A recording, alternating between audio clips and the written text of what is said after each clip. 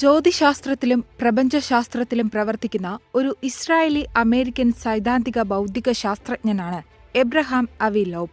അന്യഗ്രഹ ജീവികളുടെ അസ്തിത്വം അന്വേഷിക്കുന്നതിൽ പ്രശസ്തനായ ഹാർവാർഡ് പ്രൊഫസർ അവിലോവ് തന്റെ പുതിയ അവകാശവാദം ഉന്നയിക്കുന്നത് ഇങ്ങനെയാണ്: കേളർ ഡയമെൻഷനുകളിലൂടെ അഥവാ മറഞ്ഞിരിക്കുന്ന ഡയമെൻഷനുകളിലൂടെ അന്യഗ്രഹ ജീവികൾ ഭൂമിയിൽ സന്ദർശനം നടത്താറുണ്ട്. നമുക്കറിയാവുന്ന ലോകത്തിന് 3 ഡയമെൻഷനുകൾ അഥവാ 3 മാനങ്ങളുണ്ട്. നീളം, വീതി, ആഴം എന്നിവയാണവ. മറ്റൊന്ന് ഡയമെൻഷൻ ഓഫ് ടൈം ആണ്. എന്നാൽ കഴിഞ്ഞ അരനൂറ്റാണ്ടിലെ മുൻനിര ഭൗതികശാസ്ത്ര മാതൃകകളിലൊന്നായ സ്ട്രിംഗ് സിദ്ധാന്തമനുസരിച്ച് പ്രപഞ്ചം 10 ഡയമെൻഷനുകളോടെയാണ് പ്രവർത്തിക്കുന്നത് എന്ന് പറയുന്നു. എന്നാൽ സേൺ അഥവാ